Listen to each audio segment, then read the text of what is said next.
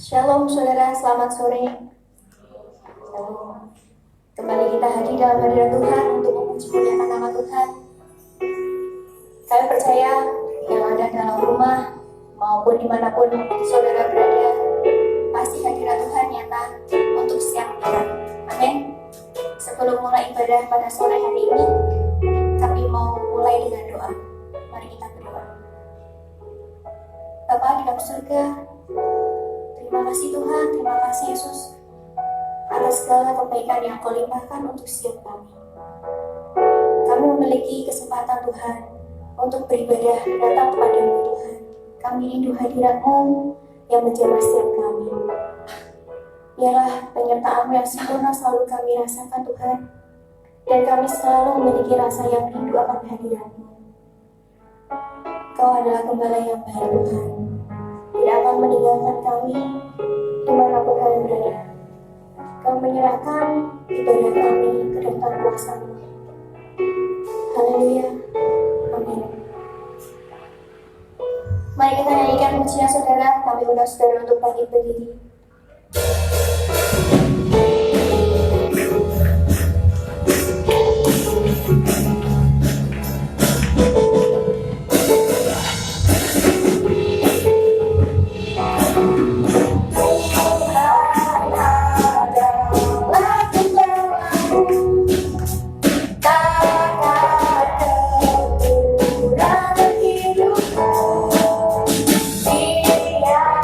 Dia membara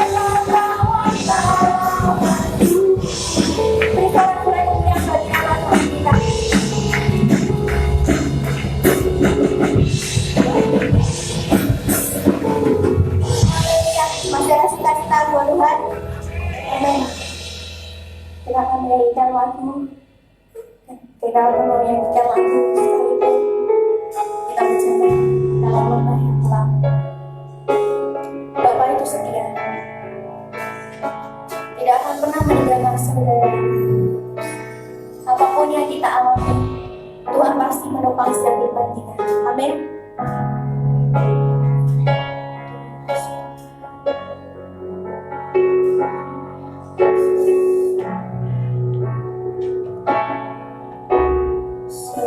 Sekalipun ku berjalan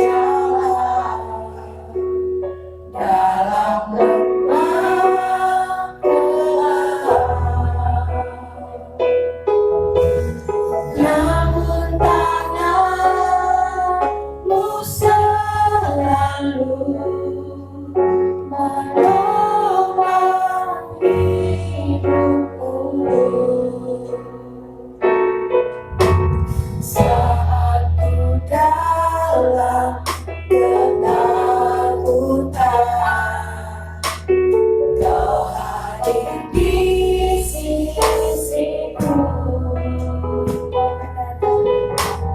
Kau berkata, jangan takut, Kau beriku kemenangan. Kau Tuhan yang berjanji, tak sekalipun Kau ingkari kesetiaan-Mu, sungguh terbukti di sepanjang hidupku. Selamanya Tuhan setia melayani, mengasihimu.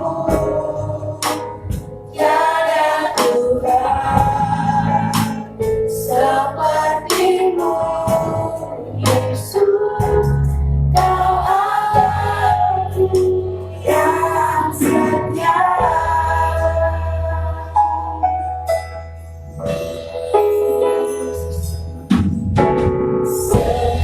Sekalipun ku berjalan dalam lembah gelap, namun tangan-Mu selalu menopang hidupku. Saat ku dalam ketakutan, Kau hadir di sisiku. Kau berkata, jangan takut, Kau beriku kemenangan. Bahwa Tuhan yang berjanji, tak sekalipun Kau ingkari kesetiaan-Mu, sungguh terbukti di sepanjang hidupku. Selamanya Tuhan setia melayani, mengasihimu. Tiada Tuhan seperti-Mu, Yesus. Kau Allahku yang setia.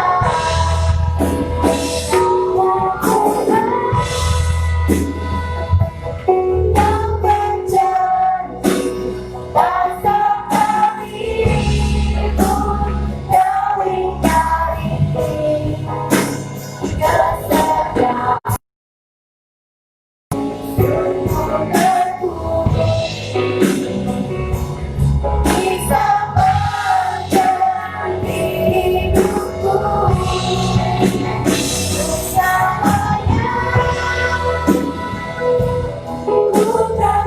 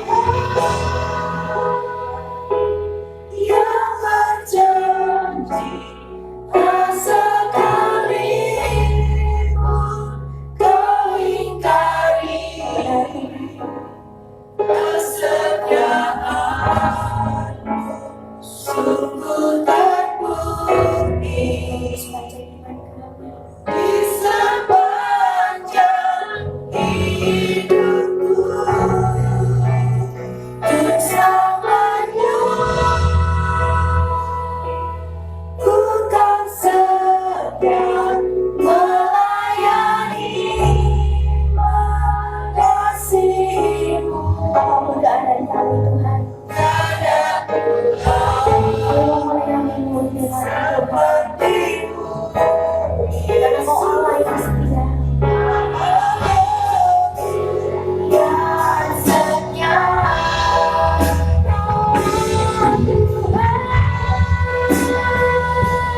Yang berjanji tak sekali pun Kau ingkari. Kesetiaanmu sungguh teruji di sepanjang hidupku, selamanya engkau setia melayani, mengasihimu. Tiada Tuhan sepertimu, Yesus, Kau Allahku yang setia. Tiada Tuhan sepertimu, Yesus, Kau Allahku yang setia.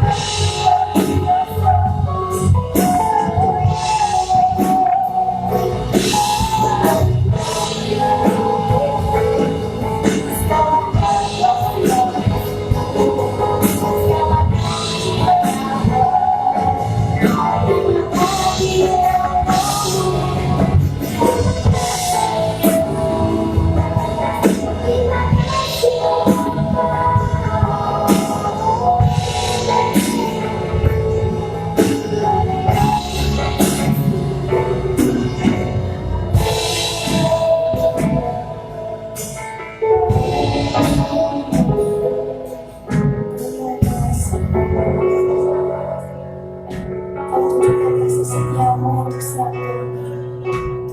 Terima kasih Yesus.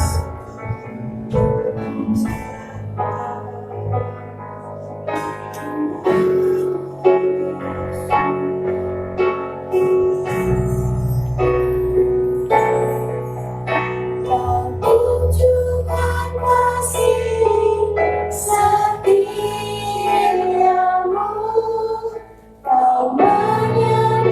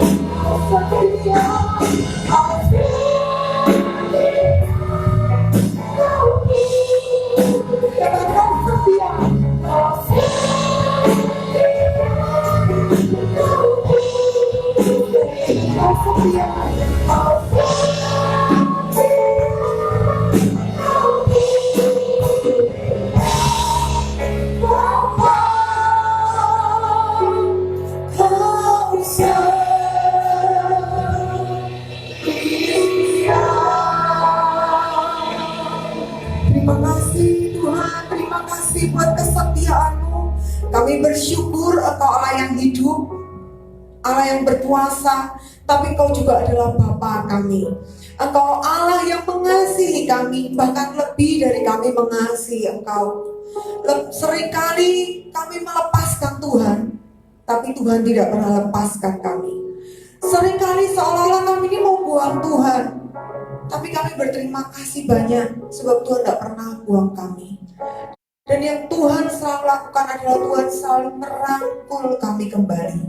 Tuhan selalu membawa kami kembali. Tuhan, Engkau itu mengasihi kami lebih dari apapun Tuhan. Dan kami berkata, terima kasih banyak. Terima kasih banyak. Mari masing-masing katakan, terima kasih Tuhan. Aku ini Kau sayangi, terima kasih. Terima kasih. Kau bersyukur sore ini, malam ini Tuhan, dimanapun kami berada, kami mau dengarkan firman-Mu. Biar firman ini jadi kekuatan. Firman ini membebaskan kami. Terima kasih Tuhan, di dalam nama Tuhan Yesus. Haleluya. Amin. Silakan duduk saudara sekalian.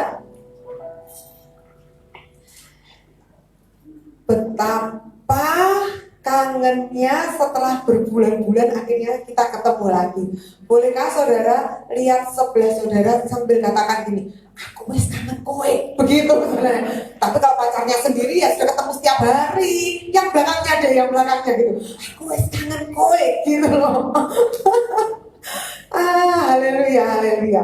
Besok ini kita merayakan peringatan Indonesia yang ke-75 tahun. Wah, kemerdekaan Indonesia ke-75 tahun. Jadi Indonesia bebas dari penjajah selama dijajah lebih dari 300 tahun. Tapi kalau kita lihat hari ini kita bebas dari penjajah, tapi banyak orang Indonesia yang mentalnya seperti masih terjajah, gitu ya. Nah, jangan salah saudara, kita juga orang Indonesia. Tahukah saudara bahwa di dalam kekristenan kita ini juga sudah dibebaskan oleh Tuhan Yesus. Tapi seringkali orang Kristen itu bertingkah laku seperti orang terjajah. Orang Kristen bertingkah laku seperti budak. Mari kita lihat dulu, seperti orang Israel ini. Di Keluaran 12 ayat yang ke-12. Keluaran 12 ayat 12. Firman Tuhan berkata begini, sebab pada malam ini aku akan menjalani tanah Mesir dan semua anak sulung dari anak manusia sampai anak binatang akan kubunuh, dan kepada semua Allah di Mesir akan kujatuhkan hukuman. Akulah Tuhan. 13. Dan darah itu menjadi tanda bagimu pada rumah-rumah di mana kamu tinggal.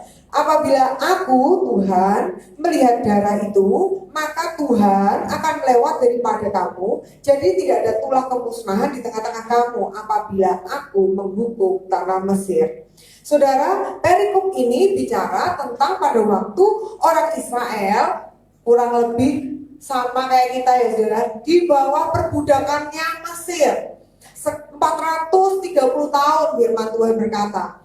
Mereka ada di bawah perbudakannya Mesir dan tahu saudara cuma butuh waktu 50 hari. Jadi kalau orang Indonesia tuh berjuang berpuluh-puluh tahun, ada Jogja, Jog Sumatera, ada apalagi gitu toh. Kalau orang Israel beda. Orang Israel dijadiin budak dan tidak bisa berontak. Sama sekali nggak bisa berontak. Tiba-tiba dari budak nggak bisa berontak, yang sudah benar-benar di bawah dan ditekan, karena kalau kita kan belum sampai jadi budak-budak amat gitu ya. Tetapi itu yang begitu rupa ditindas, dalam waktu 50 hari itu Tuhan yang berperang dan Tuhan yang lepaskan. Orang Israel nggak berperang, orang Israel nggak ngapa-ngapain, Tuhan sendiri datang ke tanah itu. Cuman butuh waktu 50 hari. Mereka bukan cuma merdeka, mereka bukan cuma bebas, tapi mereka kaya mendadak. Firman Tuhan bilang, semua orang Mesir kalau mau minta anting-antingmu dikasih, minta gelammu dikasih. Ya udah kalau gitu, aku minta sepatumu, minta tasmu, minta apa, semua dikasih. Minta ternakmu, minta apa aja dikasih. Jadi mereka dari budak miskin, susah begitu rupa, tiba-tiba jadi kaya mendadak, bebas mendadak 50 hari. Cuman masalahnya 50 hari itu membebaskan mereka keluar dari Mesir. tapi mengeluarkan Mesir dari mereka, ya itu yang lain cerita lagi. Butuh 40 tahun. Sama, Indonesia bebas dari penjajah, tapi mengeluarkan mental budak, mental nyinyir. Ya, hari ini kan namanya gitu kan, mental nyinyir dari hidup kita. Mengeluarkan mental seperti orang miskin itu dari dalam kita, itu perlu waktu. Di dalam kekristenan sama, butuh yang namanya cuma darah Yesus, bukan karena cuma Yesus, tapi karena darah Yesus ini kita nggak bisa beli, itu berharganya. Ketika kita diberi Tuhan, kamu mau nggak terima keselamatan? Mau, percaya, begitu percaya langsung itu darah Yesus jadi milik kita. Itu menjadi bagian kita. Langsung seketika kita bebas. Darah Yesus menjamin bahwa kita dibebaskan dari maut. Kayak itu tadi. Kalau ada tanda darah, maka aku akan lewat begitu. Nah, firman Tuhan bilang darah itu membebaskan kita. Darah Yesus itu membebaskan kita. Tetapi, nah ini dia, manusia dosa kita yang tinggal di dalam kita ini lain cerita. Yesus datang memberikan kita kasih karunia, memberikan kita kebebasan, ya. Tetapi berapa banyak orang Kristen tetap berjalan sebagai budak dosa. Berapa banyak kita berjalan dan kita mengikuti bukan kehendak Kristus, tapi kita ini persis seperti orang Israel. Kita ini keluar jadi anak Tuhan, mentalnya tetap budak. Sehingga kalau kita ini tetap punya mental yang budak, apa saja yang Tuhan lakukan pada kita akan sulit bersyukur. Kita akan mudah berprasangka buruk pada Tuhan, suuzon. Kalau sama Tuhan itu suuzon. Alah, yo Tuhan, sing kono wis duwe anak, aku kok belum duwe anak. Sing kono kok sudah punya jodoh. Kenapa kalau Tuhan tuh kalau sama aku kok kejem? Loh, gitu ya. Kalau sama dikasih berkat, kenapa kalau aku tuh harus menangis-nangis? Wah, kenapa kalau aku tuh harus berdoa sungguh-sungguh baru dikasih berkat? Loh, kan saudara nggak lihat yang di sana berdoanya seperti apa, nangis darahnya seperti apa, kita nggak lihat. Tapi kita kalau sama Tuhan suka suuzon, gitu. Kenapa? Karena ada yang namanya pola pikir budak, mental budak yang belum keluar dari diri kita. Sulit pandang Tuhan baik, sulit lihat kebaikan Tuhan. Orang yang merasa disayang, orang itu merasa dia itu dihargai oleh Tuhan, dikasih hal yang tidak baik, dia tetap bisa lihat baik. Tapi sering kali kita dikasih hal baik, kita lihatnya malah jelek, gitu. Dikasih yang baik, lihatnya malah kasihnya kurang baik. Kebaikan Tuhan bisa saja kita ini lihat sebagai itu sesuatu yang baik. Tapi kalau orang yang sudah kadang sesuatu sama Tuhan, itu kayak Tuhan itu harus selalu kasih pemberian gitu. Kalau Tuhan tidak kasih pemberian, apa yang sudah ada dipandang tidak baik. Contoh, aduh puji Tuhan Ibu, saya hari ini dapat berkat, toko saya laris hari ini. Tapi ya itu, suami saya itulah gitu ya. Itu berkatnya dapat uang senang. Tapi yang sudah ada, suami saya itu, aduh, haleluya, itu pergumulan saya itu. Padahal dia bukan pergumulan loh seringkali. Kadang-kadang dia itu berkat loh buat kita. Dialah yang menyempurnakan hidup kita. Aduh, saya bersyukur Bu, akhirnya mobil saya laku, tanah saya laku, harganya sangat bagus. Jadi kami sudah punya modal, itu penyertaan Tuhan Bu, itu berkat Tuhan buat keluarga kami. Tapi istri saya ini loh yang sudah ada dianggap sebagai hukuman Tuhan. Jadi kita sulit lihat itu karena ada sesuatu yang dari batin kita yang salah. Kristus memerdekakan kita dari dosa, dari neraka. Tetapi di sekarang ini, masa sekarang ini, dia juga ingin mengaruniakan kepada kita masa depan yang baik. Hidup yang berkemenangan, hidup yang berpengharapan. Karya Kristus di atas kayu salib itu bukti bahwa Tuhan itu serius ingin memerdekakan kita. Kenapa saya katakan begitu? Gini saudara, kalau Yesus hanya ingin menebus saudara dari maut, Yesus hanya perlu disalib. Tidak tidak perlu pakai acara dicambuk lah, pakai dimahkotai duri lah, dipermalukan, diludahi, ditolak, ditinggalkan, nggak perlu pakai itu. Kalau dia cuma ingin menyelamatkan saudara masuk surga, selesai. Tetapi apa yang dia kerjakan? Sampai firman Tuhan dari ini, rupanya udah gak kayak manusia lagi. Karena setiap bagian dari tubuhnya itu semuanya udah berdarah. Dan semuanya itu udah koyak. Kenapa? Sebab dia ingin menanggung yang membuat hatimu berdarah. Dia ingin menanggung apa yang menjadi hari ini bagi kita adalah aib. Karena dia itu ingin membebaskan kita itu sepenuhnya, bukan cuma sekedar nanti. Jadi yang ditebus bukan cuma roh kita, tetapi jiwa dan tubuh kita sejak dari sekarang ini. Nah, kita perlu mengalami pembebasan dari Tuhan, yaitu pembebasan apa? Cara berpikir kita, kemudian nanti akan menuju kepada cara hidup kita dan cara berlaku kita seperti orang bebas. Nah, apa sih biasanya yang memperbudak hidup kita? Nah ini loh saudara, yang biasanya memperbudak hidup kita adalah yang pertama, kebiasaan berdosa. Kebiasaan berdosa, nanti diulang lagi kebiasaan berdosa, itu akan memperbudak kita. Hal apalagi yang memperbudak kita? Rasa bersalah. Mungkin dulu kita pernah lakukan apa gitu ya, atau pernah ada sebuah kejadian apa terjadi pada hidup kita, dan kita tuh merasa bersalah itu terus, dan itu tidak berhenti. Tahu nggak saudara, bahwa orang Kristen, dia terima Tuhan Yesus, dia tahu dia ditebus, tapi orang yang hidup di dalam rasa bersalah, orang itu akan suka menghukum orang lain dengan rasa bersalah yang sama. Orang yang ditebus Tuhan Yesus tapi tetap hidup di dalam dosa, orang itu akan hidup di dalam bayang-bayang, selalu hidup dengan topeng, selalu hidup nggak bisa apa adanya, selalu ada aja yang harus ditutupi, ada aja pokoknya yang harus dibuat gitu dari dirinya. Apalagi yang memperbudak kita? Rasa malu.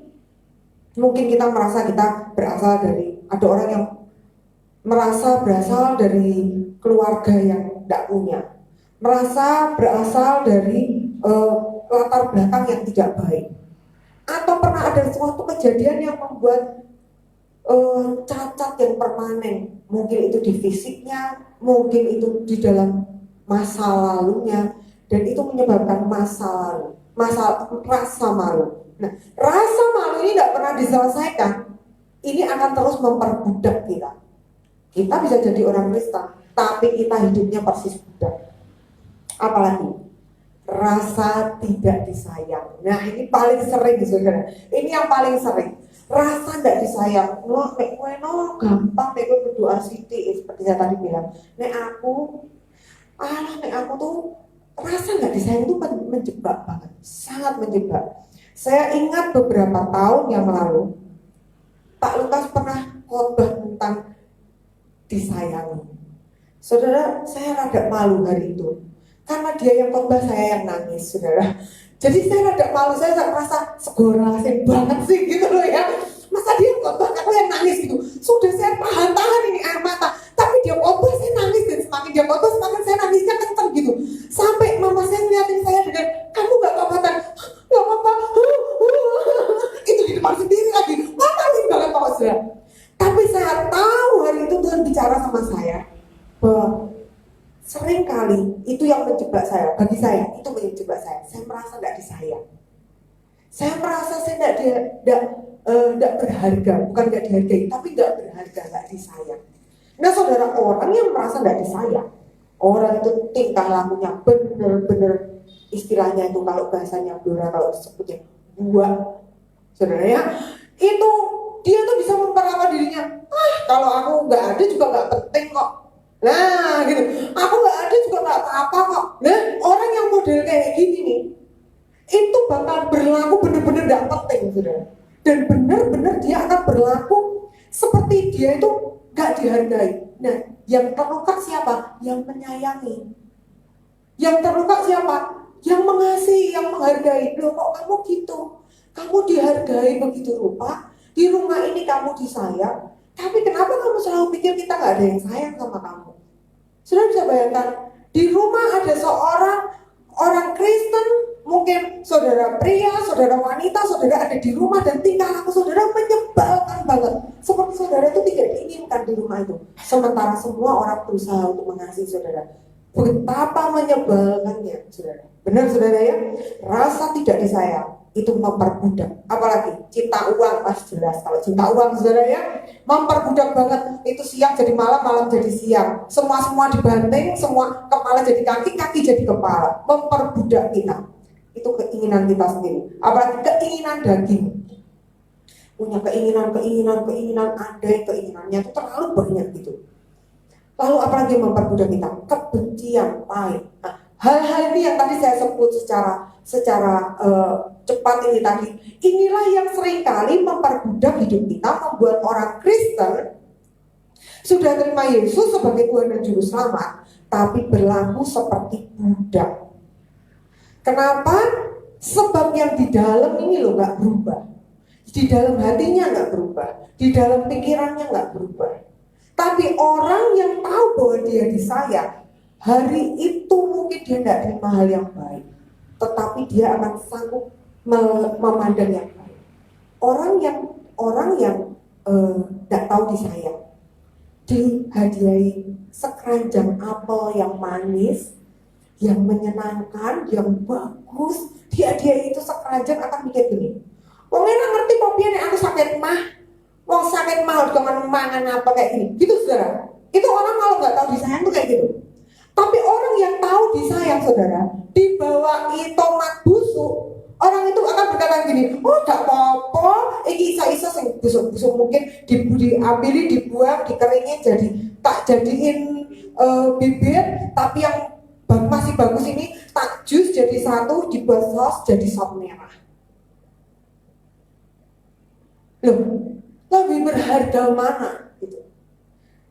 Tahukah saudara bahwa respon itu ternyata tidak ditentukan dari seberapa banyak yang kita dapat. Respon kita itu ditentukan dari apa yang ada di dalam diri kita. Kita bisa terima begitu sedikit tapi punya ucapan syukur yang berlimpah, dan kita bisa terima begitu banyak dan ada begitu banyak nyinyir dan protes yang keluar dari hidup kita.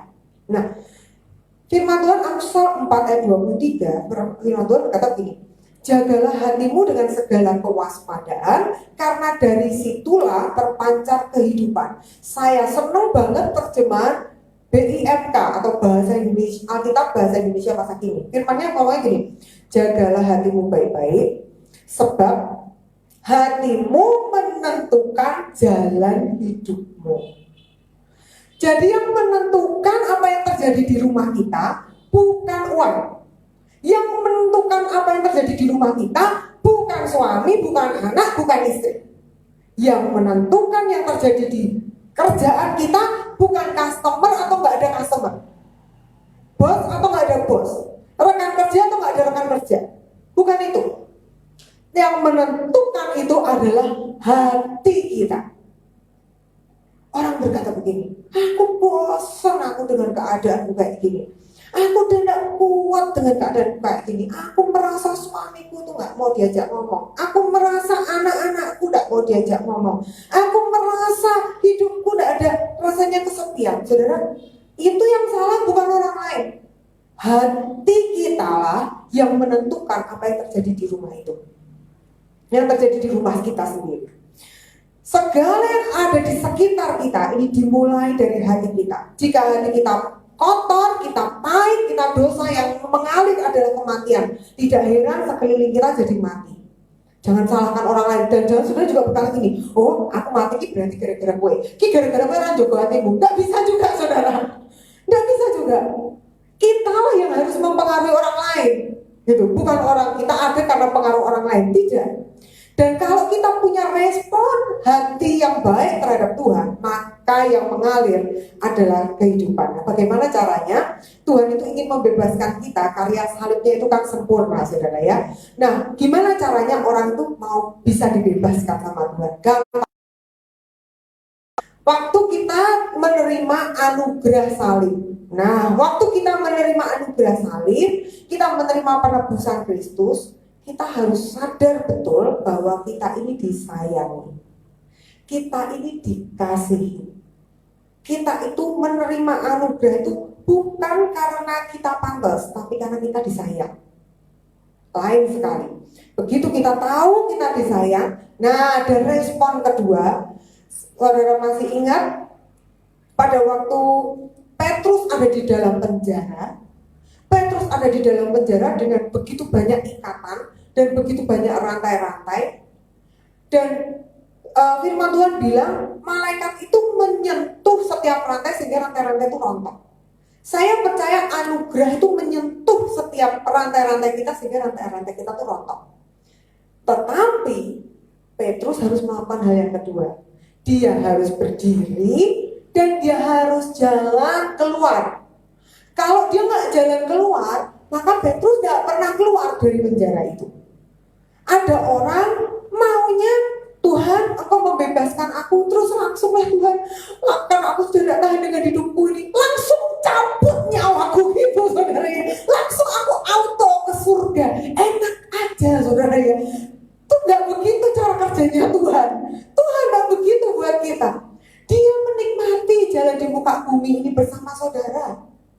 Dia nikmati kalau saudara tahu rumput yang hijau gitu ya saudara ya. Saudara buka sepatu, buka sandal saudara, lalu saudara mulai injak di atasnya. Saudara mulai rasakan itu rumput. Saudara tahu nggak? Yesus yang sudah naik ke surga, Yesus tuh merasakan hal yang sama, rumputnya itu.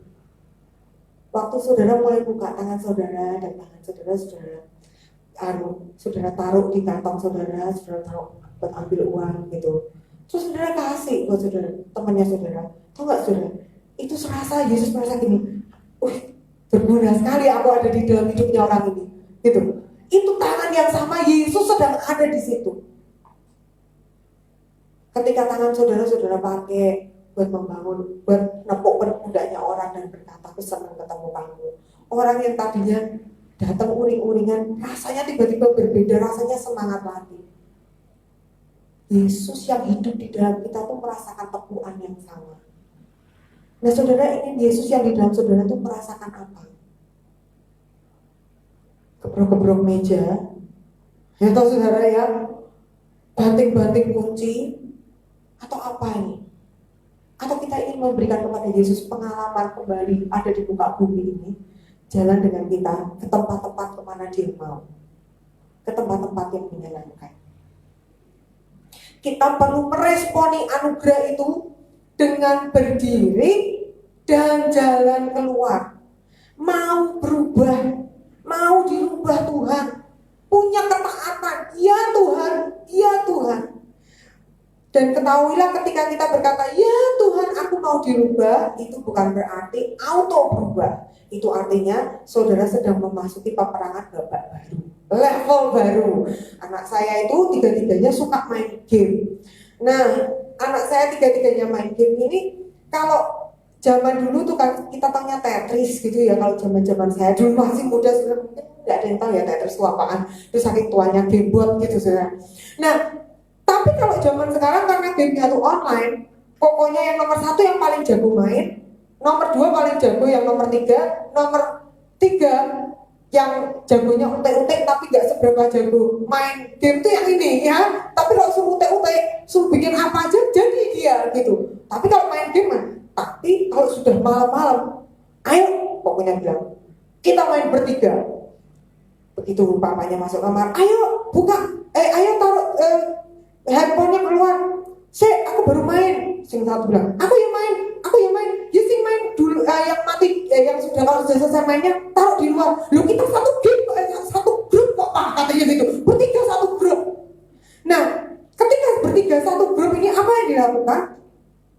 Yang nggak bisa ditolongin gitu mainnya. Yang nggak bisa ditolongin ditutupin. Yang nggak bisa lagi ditolongin. Hati-hati. Awas, kiri, kanan. Saya juga nggak tahu tuh. Awas, belakangmu. Saya nggak ngerti sih gitu. Pokoknya kayak ngomongnya gitu-gitu, saudara. Itulah pentingnya kita ada di gereja. Itulah pentingnya kita ada di dalam MA. Itulah pentingnya kita tergabung dalam komunitas lokal. Sebab ketika kita mau berubah, kadang kita ini tidak tahu bahwa musuh mengincar kita di sebelah mana. Tapi dengan saling nolong, ayo, iso, rapopo, Ayo meneh, maju lagi, bisa lagi, bareng lagi. Itulah pentingnya kita ada di komunitas ini. Saya berdoa sungguh-sungguh supaya di tempat ini tidak ada satupun yang akan membicarakan satu dengan yang lain di belakang. Tetapi kita semua akan jadi orang-orang yang saling support. Saling support. Amin saudara ya. Kita orang yang saling support. Ayo maju bareng. Ayo kita sama-sama membuat Tuhan itu dimuliakan dalam hidup kita. Perlu kemauan berubah. Caranya apa? Punya komunitas yang sehat tadi. Perlu mau dirubah. Caranya apa? Kalau dikasih masukan kita mau. Perlu mau berubah. Orang yang mau berubah itu jangan gandol. Saudara pernah tahu? Kalau saudara dulu saya dulu belum bisa berenang, pertama kali belum bisa berenang. Kalau begitu masuk kolam renang ngapain? Gandol, saudara ya. Papa saya gandulin dia karena papa saya tinggi di kolam renang dia tidak tenggelam. Saya yang masih kecil gandol supaya tidak tenggelam. Tapi kalau sudah masuk ke air yang dalam, gandol sudah nggak bisa. Jadi apa yang terjadi kalau sudah waktunya masuk ke air dalam? Kalau saya masih bisanya gandol, saya akan ditinggal. Benar saudara ya? Itu pentingnya jangan cuma gandol. Bertahun-tahun jadi orang Kristen jangan cuma begini maksudnya. Gandol itu gini. Hidup kekristenan tidak pernah mau berubah gitu terus, terlibat dalam hal yang sama terus, terlibat yang nanti ditulungin lagi, sama lagi, ditulungin lagi, sama lagi, terus berputar di hal yang sama terus. Kita perlu berkata pada diri kita sendiri, tidak, aku harus maju, aku harus berubah. Boh biar caranya berapapun harga yang aku harus bayar, saya harus berubah. Nanti kalau saudara sama-sama bisa enak, nah ke tengah bareng-bareng, berenang bareng-bareng itu lebih enak daripada cuma sekedar main di pinggir. Yang ketiga, kita terima anugerah salib, kita hidup mau berubah. Yang ketiga, yang terakhir adalah setiap hari hidup dalam kebenaran. Kalau kita tidak hidup di dalam kebenaran, kalau kita tidak tetap berada di dalamnya, maka kita yang akan repot. Otak kita ini, pikiran kita ini, seperti saya bayangkan pikiran kita ini seperti punya tubuh sendiri. Ini di dalam sini, punya tubuh sendiri. Nah, tubuh yang di dalam kepala ini, itu akan merespon tergantung dari makanan yang kita makan. Seperti kalau saudara lihat anak kecil, kalau saudara punya cucu kecil, saudara punya anak kecil yang kecil banget, yang anak TK gitu. Saudara kasih dia susu coklat atau saudara kasih dia permen, dia akan autogiras. Karena saya guru TK, saudara ya. Saya guru TK, saya ngajar sekolah minggu dari saya kelas 2 SMP, saya tahu mereka bahwa kasih mereka satu permen itu autogiras sampai besok. Itu sama manjurnya dengan susu coklat, apple juice, ataupun segala macam minuman manis. Itu yang paling mandi istilahnya gitu. Nah, kalau sudah seperti itu, dia tidak akan bisa dikontrol. Itu anak kan tidak bisa dikontrol. Dikasih tahu pun karena masalahnya itu kayak tubuh yang kebanyakan energi gitu. Dia akan wah gitu terus. Kalau otak kita kasih makanan yang salah, tidak heran respon pikiran kita tuh gitu. Pikiran kita akan terus gremeng gitu, istilahnya giras tapi di tempat yang salah. Tapi firman Tuhan bilang gini, firman itu adalah roti hidup, yang artinya firman itu perlu dimakankan.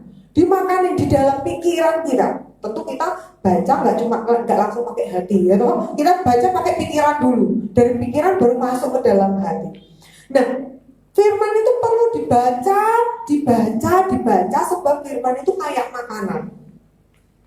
Kalau kita pengen makanan itu membuat kita punya otot yang kuat, kita pastikan makanan kita sehat. Kalau kita punya makanan ini cuma makanan yang hanya membuat kita hiperaktif, tetapi kita tidak menghasilkan apa-apa, itu kita tidak perlu jaga makanan kita. Makanan apa yang biasanya membuat kita ini, otak kita ini rusak, pikiran kita rusak, kebiasaan kita rusak, sampai kita tidak bisa hidup dalam kebenaran. Yang pertama, pikiran itu biasanya berasal dari bacaan kita. Kita ini loh hari ini cuma pakai jempol, kita tuh bisa ke seluruh dunia. jempol, seret. Kita bisa kemana aja. Nah, apa yang kita lihat baca, yang kita lihat berita-berita, itu yang akan mempengaruhi apa yang menjadi respon kita. Kalau kita banyak baca berita-berita yang menakutkan, kita jadi khawatir. Kalau kita banyak baca berita-berita sampah, kita lihat si itu, kan zaman sekarang tuh ya, berita yang laris tuh ya, siapa tasnya harganya berapa miliar. Loh itu ibu-ibu udah gitu tahu gitu. Siapa itu, wah outfit, kalau ngomong ya, outfitnya hari itu atau bajunya yang dari atas sampai ke bawah itu, hari itu harganya berapa ratus juta, cuma jalan doang, jalan-jalan aja berapa puluh juta ada, itu diikuti. Nah akhirnya apa? Orang jadi dikonsumtif. Kalau sudah gitu nggak bisa bersyukur lagi. Apa toko aku nanti duit, aku kan jajanin duit bisa kayak orang. Nah terus orang apa-apa semua difoto. Saya bilang sama suami saya, kemarin kan kita nggak bisa pergi, saudara. Kita tuh di rumah terus nggak ngapa-ngapain, itu kita di rumah, namanya juga ke lockdown gitu ya, namanya lockdown. Yuk saya bilang, kita aksi-aksi, saya bilang gitu. Kita pakai baju musim dingin, saya bilang gitu. Wah pokoknya panas-panas gitu loh, saudara ya, di Blora ini loh panas-panas gitu. Kita sial-sialan, kita terus kita pakai baju musim dingin lalu kita foto. Seolah-olah kita lagi kemana gitu, bisa nggak, saudara? Bisa banget loh, saudara ya. Malah anak saya sih kan begini, gampang lagi mama pakai TV yang besar itu, belakangnya tuh dikasih salju, terus mama foto di depannya nanti persis mama kayak pergi di salju beneran. Saya pikir hari ini orang tuh mudah tertipu dengan medsos, jadi susah bersyukur lihat orang lain. Kita perlu untuk memberikan makanan kepada diri kita itu yang benar. Lalu apalagi yang salah, kita nggak kasih makan. Dia mungkin orang bilang ini, aku nggak ke medsos, aku nggak dengerin kata orang, aku nggak ngapa-ngapain, tapi berdedek, diem aja. Sudah kalau kalau ada orang marah, medsos tidak menarik, kata-kata orang tidak menarik, apa-apa semua tidak menarik, berdedek, merangkak, diem aja. Saudara pikir saudara tidak bicara, saudara sedang bicara pada pikiran saudara sendiri, dan saudara sedang masukkan kemarahan, dan saudara sedang masukkan gerutu saudara di dalam pikiran saudara. Benar nggak? Marah ini ngomong, orang ngerti gini, nah gitu. Tambah lama, tambah mendo apa tambah tidak mendo? Tambah tidak mendo. Saudara coba resep saya. Kalau saudara marah, kalau saudara jengkel, kalau saudara nggak tahan, saudara buka Alkitab saudara dan bacaan sembarang. Mudeng nggak mudeng, baca saja. Mudeng nggak mudeng, baca terus. Saudara kan tahu yang namanya tuh firman Tuhan benar-benar obat aja. Saudara kalau marah, saudara buka medsos, bisa malah rasanya malah kumpul saudara. Tapi saudara baca firman, saudara kan tahu itu namanya obat, itu namanya makanan buat diri kita. Saudara, kalau kita tidak meresponi dengan benar, selamanya kita tidak akan pernah bebas. Nah, jangan sampai kita ini jadi orang Kristen yang sibuk membesar-besarkan apa yang ada terjadi di sekitar kita atau membesar-besarkan perasaan kita. Tapi mari kita jadi orang Kristen yang punya respon yang benar supaya hidup kita ini benar-benar merdeka. Kita bisa memerdekakan orang lain. Saya undang para pemain musik, saya sambil akan bacakan Roma 6 ayat 17 sampai 18. Roma 6 ayat 17 sampai 18 firman Tuhan berkata begini. Tetapi syukurlah kepada Allah, dahulu kamu memang hamba dosa, tetapi sekarang kamu dengan segenap hati telah mentaati pengajaran yang diteruskan kepadamu. Kamu telah dimerdekakan dari dosa dan menjadi hamba kebenaran. Amin. Biarlah hari ini kita tidak sekedar hidup dimerdekakan oleh darah Yesus, tapi kita punya cara berpikir yang merdeka. Kita punya mentalnya orang merdeka. Saya minta ikhlas. Haleluya. Mari sama-sama kita berdiri. Karena salibmu ku hidup, karena salibmu ku menang. Kata Engkau yang berkuasa, Engkau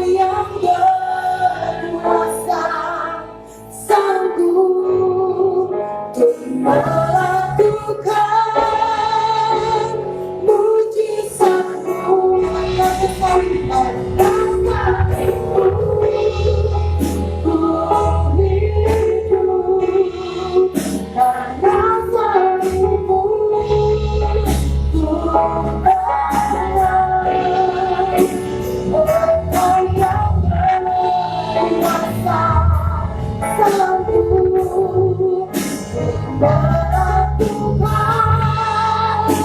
mujizatmu di hidupku. Kami berterima kasih buat firman-Mu Tuhan. Kami berterima kasih buat karya salib-Mu yang telah membebaskan setiap kami. Kami berdoa, berikan kami kesanggupan untuk berjalan sebagai orang yang merdeka. Roh Kudus, kami berdoa bicara kepada setiap kami, setiap hari, setiap waktu Tuhan, menghadapi segala macam hal yang kami lihat bukan hal-hal yang merintangi kami, tapi yang kami lihat adalah Tuhan yang menyertai kami. Kami ini sanggup melakukannya, kami ini sanggup mengalami kebebasan, kami ini sanggup merubah rumah kami sanggup merubah tempat pekerjaan kami, karena Tuhan yang menyertai kami. Tuhan, kami berdoa berikan kesanggupan kepada setiap anak-anak-Mu untuk terus berada di dalam firman-Mu, sebab firman-Mu itulah yang akan benar-benar memerdekakan setiap kami. Kami bersyukur Tuhan di dalam nama Tuhan Yesus Kristus. Haleluya. Amin.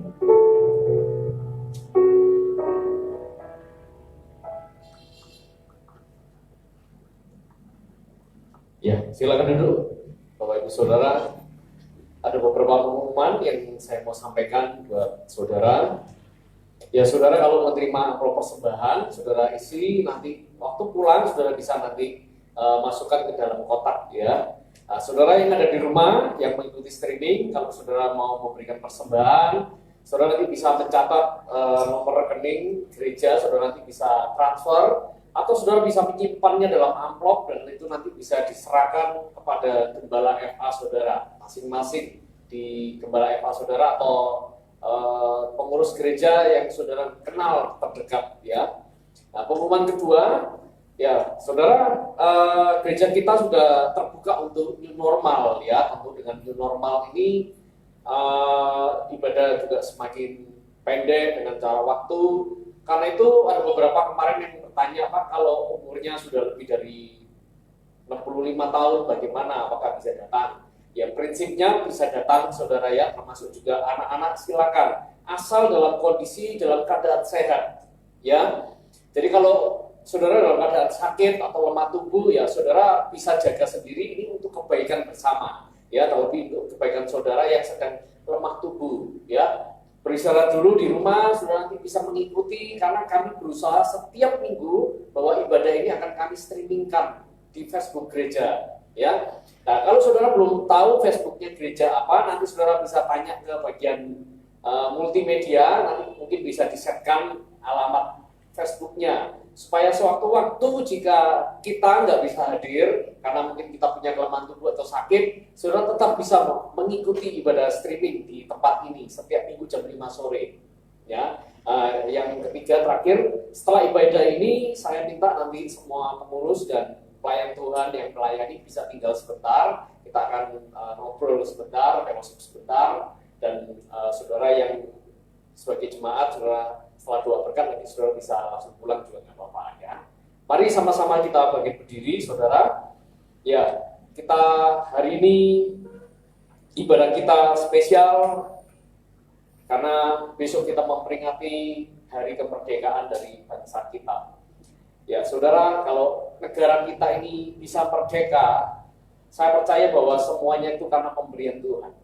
Amin saudara ya. Sebab Tuhan mencintai bangsa Indonesia, dan bagaimana tangan Tuhan itu menjaga Indonesia selama 75 tahun ya. Ada banyak pihak, oknum-oknum yang jahat yang sedang mengguncang supaya negara ini runtuh saudara ya. Tapi saya percaya, saya melihat bagaimana tangan Tuhan dari setiap generasi kepada generasi, dari setiap pemimpin kepada pemimpin, tetap Tuhan bangkitkan pemimpin-pemimpin yang mencintai bangsa ini, yang mempertahankan. Dan saya percaya kitalah gereja Tuhan, kita juga punya sikap bagaimana kita ini mengasihi bangsa ini, saudara ya. Dan tanpa doa-doa kita, tanpa kepedulian kita kepada bangsa ini, tentu bangsa ini juga sudah runtuh, saudara ya. Karena itu firman Tuhan katakan, usahakanlah kesejahteraan di mana di tempat kita ini ada, kita ini tinggal, saudara. Sebab kalau negara ini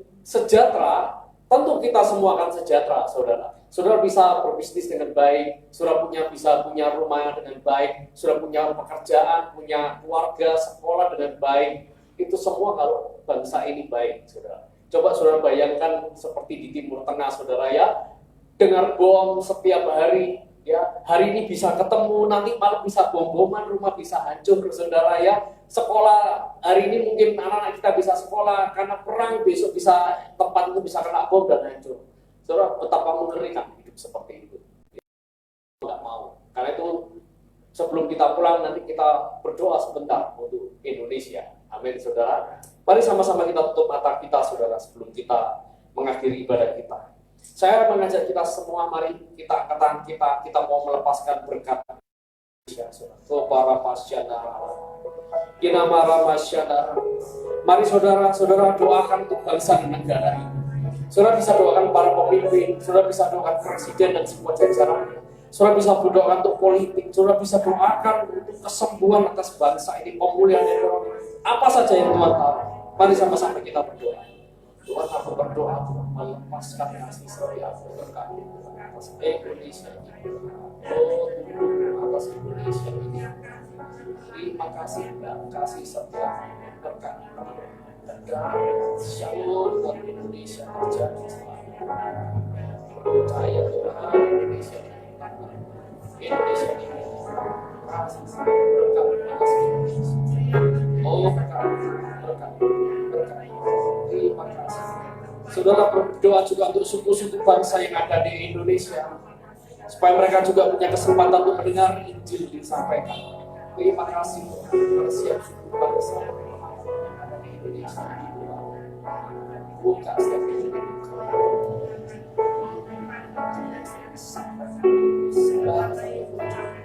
Terima kasih. Terima kasih.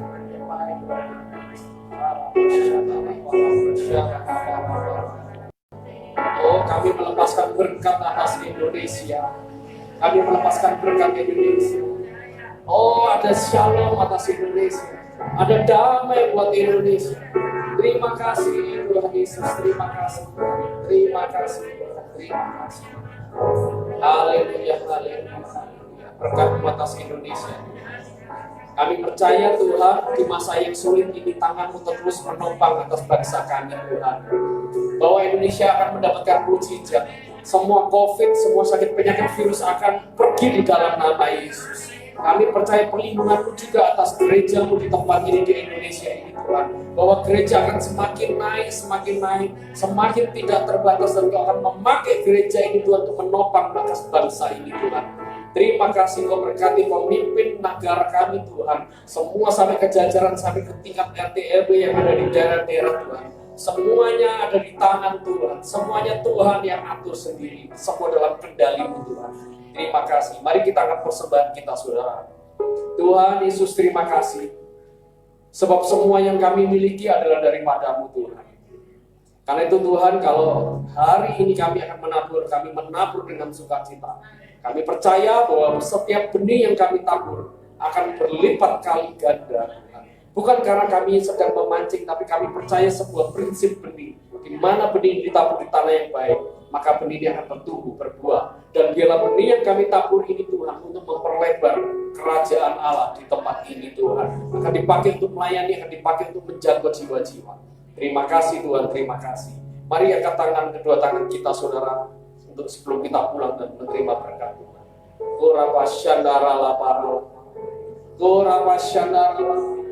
Kasih setiamu Tuhan turun limpah kepada setiap anak-anak-Mu di tempat ini Tuhan.